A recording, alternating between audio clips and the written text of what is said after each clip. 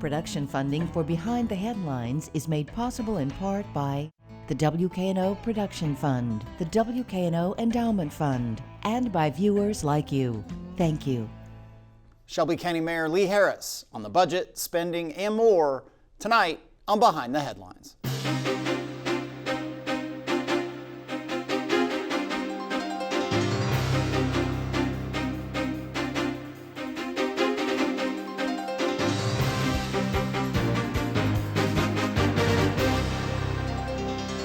I'm Eric Barnes, President and Executive Editor of the Daily Memphian. Thanks for joining us. I am joined tonight by Shelby County Mayor Lee Harris. Thanks for being here again. Sure thing. Thanks for having me. Along with Bill Dries, reporter with the Daily Memphian. You have submitted a budget, your first budget as county mayor. You've been through budget processes before, obviously up at the legislature and back when you were on city council.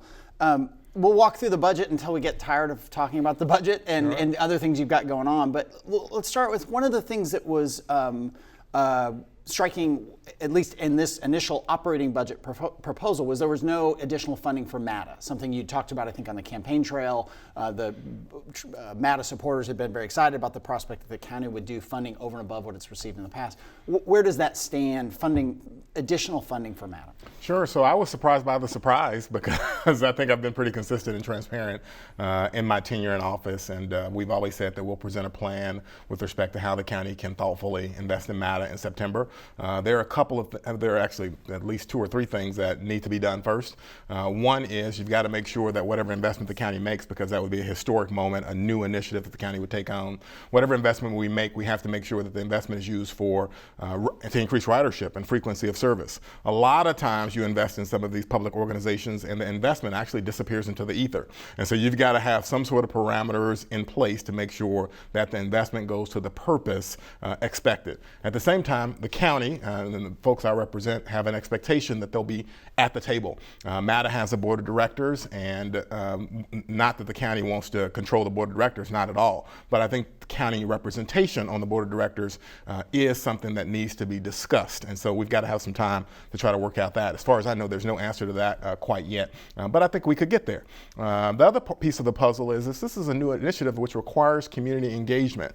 That means that you've got to have at least a couple of town halls, one in the suburban community to talk about the issue, and one in the urban core to talk about the issue. I mean, that's how you approach new initiatives. And so we need time to do that, and that was always the plan. And so in September, I will present a plan to the County Commission around how to invest in MATA, but also how to make sure that the investment is tied to increases in ridership, make sure that we have a seat at the table, and make sure that the community gets a chance to engage over a very important issue. So budget-wise, that would mean next year's budget. If things came together, if all those questions were answered appropriately or to your liking, your and others' liking, it would be a next year issue. As I said, in the state of the county, it would mean a phase-in approach. It would be the same approach we took with respect to pre-K. Pre-K is a top shared community concern, and for the first time this year, the city of Memphis, for example, is expected to really participate in a heavy way in pre-K. They phased in, so there's been talks going on that predated my administration,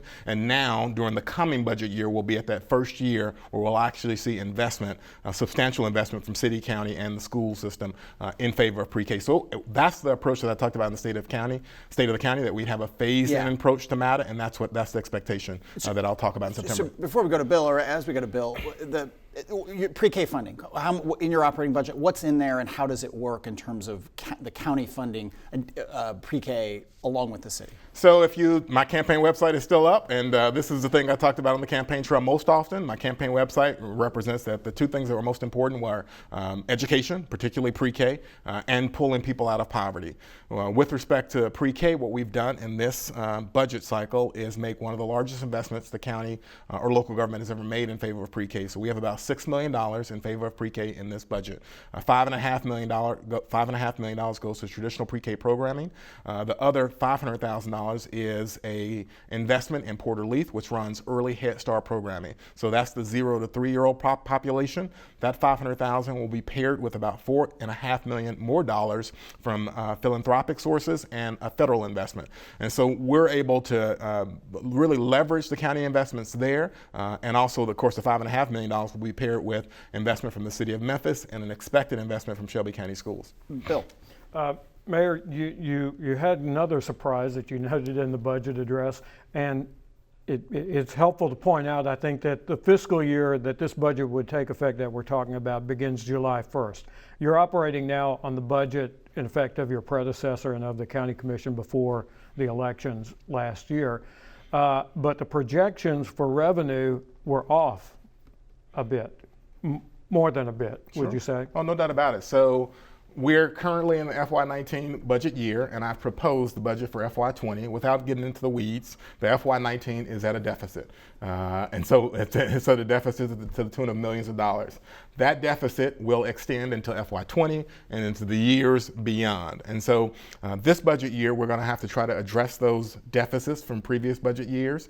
And so that is tough. That is very tough. But we're going to do it. The most important part of the puzzle is the deficit in the education fund. We just didn't collect enough in property tax revenues to meet what was pledged to the schools. We're going to make sure that the schools get every dollar, every dime that was pledged to them by the previous county commission and the previous administration. Even though property tax collections were off, estimates were off, and the education fund is short. We're going to do the same thing with FY20 because the FY19 promises extend into the future because of maintenance of effort requirements. So whatever was promised with FY19 continues to be our obligation well into the future, and we're going to make sure that we live up to those obligations and that our schools get every single dime that has been pledged to them. So yeah, we started a very tricky place, a very tough place with estimates that were a little too rosy, and we started a place where, the past budget cycles, there was really, really excessive spending. No doubt about it. I mean, the CIP last year was over $170 million for a fund policy. CIP is our construction budget. Our construction project budget was over $170 million last year. And so we've got to come in line with what's a reasonable CIP investment range, which is $75 million. So the CIP budget, was extreme last year and the year before that. We've got to come back into reasonable spending levels. We've got to make sure that our debt is at a reasonable range, make sure our credit rating is high, make sure that our OPEB and pension obligations are paid for. We've got some real challenging headwinds, looking forward, but I think we can take care of it. But yeah, we don't start with a surplus, right? Deficit. Before we go back to we don't start with a surplus. The school shortfall was $4 million. The education fund is $4 million off for FY19. Okay. Yep, and other operating was off as well? Yeah, a deficit separate from school spending? So property tax collection is our major source of revenue. And so it's our major source of revenue for everything the county government does, including fund the schools. So the amount of property tax revenue allocated to the schools was about $4 million off. But property tax, if it's off for every single fund, including the general fund. You think it's another $4 or $5 million across the board? It's another 3 or 4 at least that's associated with the general fund. And it is at least $4 million associated with the education fund because the source is a property tax. That's what's off, and that supports all our funds. All right, back to Bill. So do you use the reserve? Do you cut things? Do you, as you mentioned, bring CIP down to around $75 million? Or is it a combination of those? So we're getting into the weeds. So the short of it is we've got some challenges in property tax collections, but we also have some opportunities overall in our budget. And so I think we'll be able to make it work. So when I say overall, property tax is not our only source of revenue. We also obviously get sales tax revenue, and there are other sources of revenue. And so maybe we'll be able to make up some of these shortfalls with sales taxes and so forth, and moving some things around. But the point is we are unlikely to be able to go on a spending spree this budget cycle. I mean, I have to defer to the county commission. I present the budget, put it in the hands of the county commission, and they decide from there. But it would be hard to go on a spending spree this budget cycle. And so we're going to have to, in my view, really have to laser focus on our priorities. And my perspective is our priority has to be early childhood education, which leads to high literacy rates, early social skills, ultimately to higher levels of high school graduation and employability. That's my perspective. Focus on, we gave a raise to all our employees, so make sure that we are able to at least partially offset the cost of living increases that our employees face, and making sure that the citizens don't suffer by us raising taxes for no obvious reason, right? For no obvious reason, right? And so, so we delivered a budget that has no tax increase, that has a raise for every employee, and that makes significant investments in early childhood education, that also cures the shortfalls that the schools face because property taxes collections were off, and does a whole host of other things from, investments in startup technology firms, to strategic investments in our criminal justice Let's come back reform to focus. a couple of those, but stay for a second with schools, which is a huge chunk. What is it, 400 and something million? I mean, it's a huge part of the budget. Sure. The county budget is going to schools, obviously. That pre-K fund, who will run? You talked about Porter Leaf doing the 0 to 3. Who will do the pre-K programming? Is that going to be done through Shelby County Schools or another? I mean, how is all that going to be managed? And how is that effort going to be held accountable? Because it's a huge increase in spending. Sure. Will it work the way you want it to work? And I've never had anybody at the table who didn't want pre-K to work, but how do you hold people accountable? So you're right. So Shelby County government is not currently involved in schools, right? We have a director of education and we're building out our expertise with respect to schools, but we don't ordinarily operate in that space. So if we have a schools or education related program, we are going to rely on the expertise of a vendor. And in this case, we've hired a third party intermediary, Seeding Successes is who we expect to hire to administer this new education program. And so they will be tasked with identifying where classrooms will open, where classrooms can be preserved, and assessing whether or not the program has been successful. We think that when it's all said and done, most of those classrooms will be classrooms that Shelby County Schools the Shelby County Schools opens or preserves, but Seeding Success will be our representative through that process. Because again, it's something that the Shelby County government doesn't do. And so in the first year of a major program, you should bring in an expert to kind of help run and administer, and that is what we have done, and the commission has voted that is the right approach. You also, as you mentioned before, you talked about technology and the role it's playing. So talk a little bit about the fund that you've been able to carve out of this difficult budget year, and what that start means for the future of what jobs are here in one of our biggest industries, logistics, and what that means for our economic development strategy. So we have an investment in a startup technology fund in the budget proposal, and we'll see where county commissioners land on that investment. It's an investment to the tune of about $1.25 million. It is a fund that others are starting, and Shelby County government, if this is approved, would just participate in that fund. But it is a fund to grow startup tech companies here in Memphis and Shelby County. That's critically important, like you mentioned, because we are a logistics and distribution hub, and there is no area of industry that is subject to more disruption because of technology and change and innovation than distribution and logistics, right? Think of Uber, right? Think of the robotics that Federal Express has just rolled out for package delivery. Think about Amazon, which is a tech company, that now is building out a fleet of drivers and package delivery operation. Think of autonomous vehicles and autonomous trucks. It is critical that our community have an approach to this impending change. A lot of the highest paying jobs in our community right now are truck driving jobs. And those opportunities to drive a truck, in the next 50 years, right? I don't want to be dramatic, but it is quite clear that over the next 50 years, most of those jobs will be gone. There are a lot of people that tell you it'll happen a lot sooner than that, but we know over the next 50 years, most of those truck driving jobs will be gone. Given that, we need to start really thinking about what are the jobs of the future, how does that economy look? And what I told county commissioners in my address was, well, what we're gonna really need is land drone pilots, people that drive the truck remotely to get it onto the dedicated lane and into the interstate, right? That will be a real job. That will be something that's played out over and over again. That you have these land drone pilots, and so we got to prepare for that. Part of that is growing a tech community, growing it right here, really teeing up some of the things that are happening at FedEx, which is our most important employer, and some of the things we know that are happening around the country. So does this all lead to a broader discussion about whether we should remain a logistics center? I suppose we are because of our location, but as you well know, we've had this whole economic development discussion about redoing our strategy, and there have been some questions about whether we should continue to focus this much on logistics? Well, I think we should continue to focus on logistics. Like I mean, we're at the heart of America, so our location, our access to rails and roads and runways is really critical. So I think we should remain a logistics hub, and I think we should continue to invest in that and make sure that we are on the frontier of innovation in that industry. But we do need to have a broader discussion of economic development. We haven't had that. I mean, I think people just hear the words jobs and they jump up and down, right? And we need to have a more serious discussion than that around economic development, more generally speaking. And that probably has not happened in this community, and certainly that needs to happen. But again, I do think we are a logistics and distribution hub. I do think we have some comparative advantage there, and I do think we should make further investments in logistics and distribution. But the general idea of economic development, or whether we should be chasing manufacturing jobs, or whether we should, be so, whether we should be so excited about all these things that are going to fade away, right, because of automation and so forth with respect to manufacturing, for example. That's a broader discussion we should have, and we have not had it.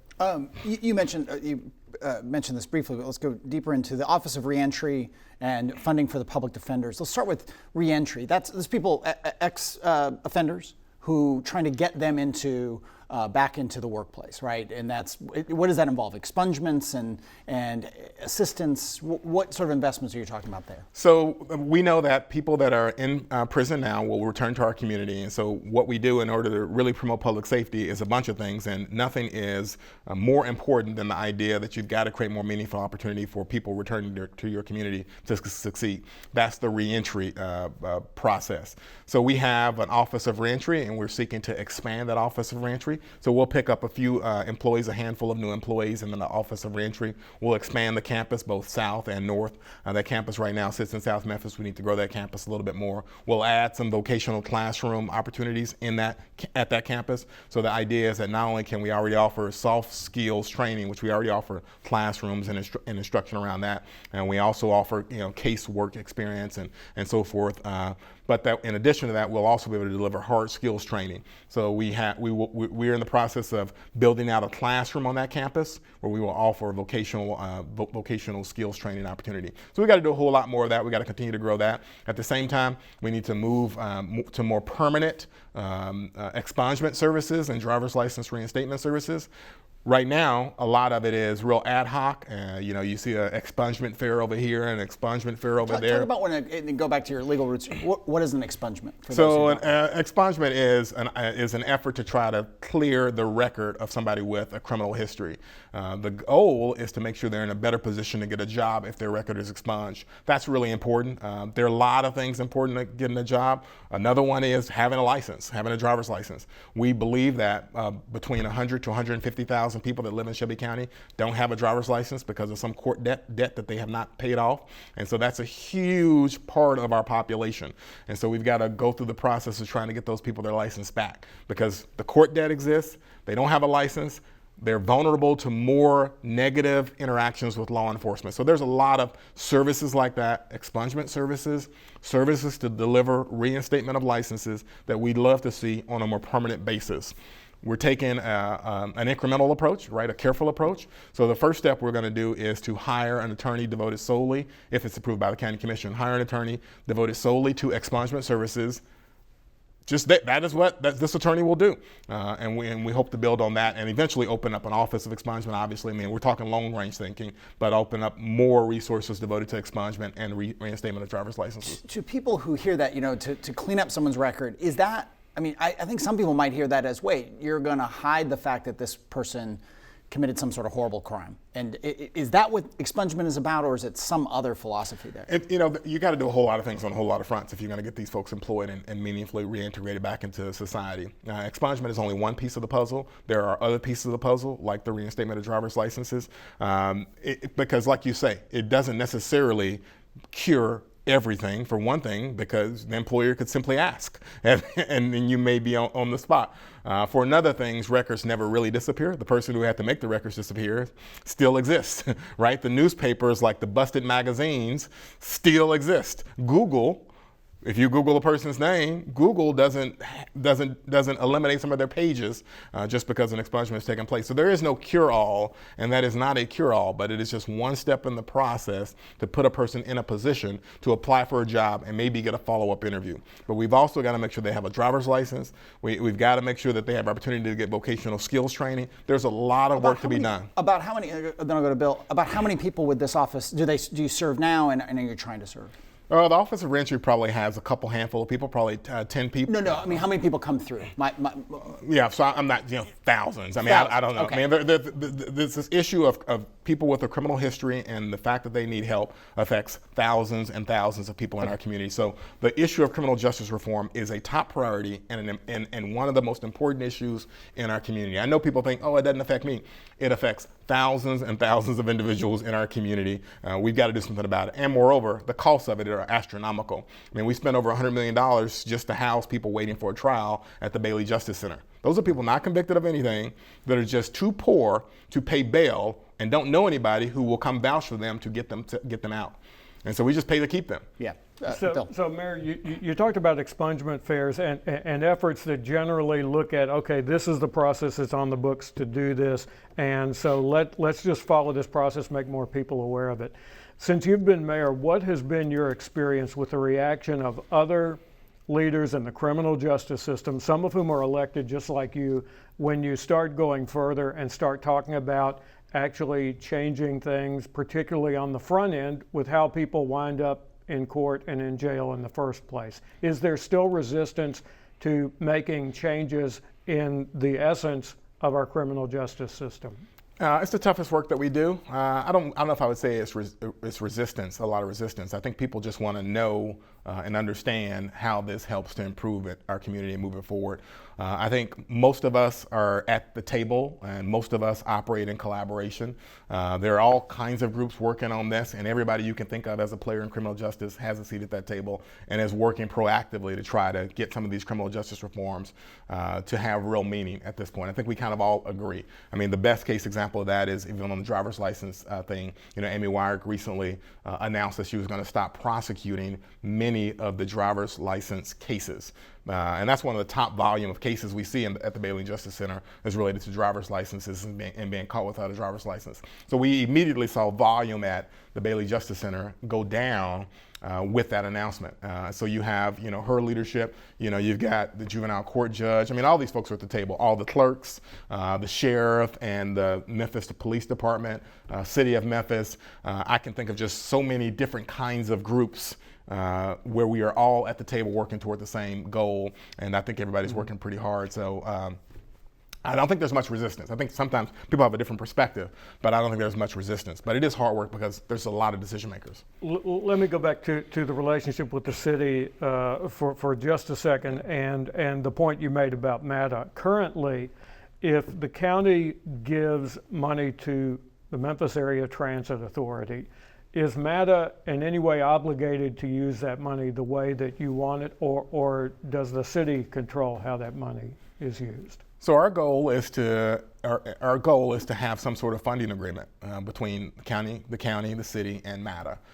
We will see where that comes out. But if we have a funding agreement, and this is something that is done in other places, then we can have some sort of memorialization of how that money is to be spent. I think the good news is this, and we'll see if we get a funding agreement or not, but here's the really good news, is MATA already has a transit vision plan. And that transit vision plan is in line with my thinking around how transit investment should be used. So to the extent the county commissioners and everyone else at the table agree that funding the transit vision plan is a good one, we're in a pretty good place to then kind of turn that into a funding agreement or some other kind of way we can reduce our understanding to a writing. And that plan basically is a concept of one-way trips no longer than 1 hour, less if possible. So that was the big. So we're going to the big debate in this is probably frequency versus coverage. And so the frequency is you want people, like you say, to be able to take a bus easily and reduce the wait times and those kind of things. The coverage is you just want to play politics and you just want to cover a huge, massive area and make everybody feel like they've got a bus stop all over the community, right? So that's the coverage issue. And those two things are more or less in conflict. If you do frequency, you probably can't do coverage. So I believe we should do frequency, and that's what the plan mostly says. But coverage is something other people will believe, right? Some people, if you live in some of our far-flung areas, and that includes Whitehaven on the south, or Fraser, Raleigh on the north, or Germantown on the east, or Collierville on the east, you may say, I don't care about this frequency. Let's invest in a route from Collierville to downtown. Forget the frequency stuff. Let's invest in a route from Fraser to Federal Express. These are all legitimate arguments, but that's where the debate will be played out. But I'm kind of on the side of frequency. But again, it'll come out because you've got to have the community engagement, you'll get the feedback, and that's how this thing comes out. But if you kind of rush through it, the money can be misspent in a second. It happens all the time. With just a minute left here, we'll rush through. Joris Ray looks like, I think, is now the new superintendent. The Shelby County Schools decided not to go through a national search. Should they, I mean, the county is a big funder of the school. Should they have gone through the process of a national search? Yeah, I don't care about that kind of stuff. All I care about are issues, and we've got a lot of issues in our school system and in our county that we need to resolve. So the issue that we're working on right now is the cafeteria workers. We've got about 680 cafeteria workers that make between $11.50 and $14.50 an hour. They need to make $15 an hour. It's my belief that you cannot work in a job as a public employee and still be in poverty. And some of those folks are still in poverty, so we need to lift their wages. So I don't care if it's Joris Ray or whomever it is, I like them fine, but that's not what I'm in office for. Right? I'm in office for to get some things done on behalf of the public interest. And we have workers making less than $15 an hour. That's what I'd like to see. And I think there's room to form a partnership with whoever the superintendent is and the school board around that issue. And issues like that. All right. Thank you. We have more questions, but we got through a lot. Appreciate you being here. We'll have you back. Thank you, Bill. Right. And thank you for joining us. Join us again next week.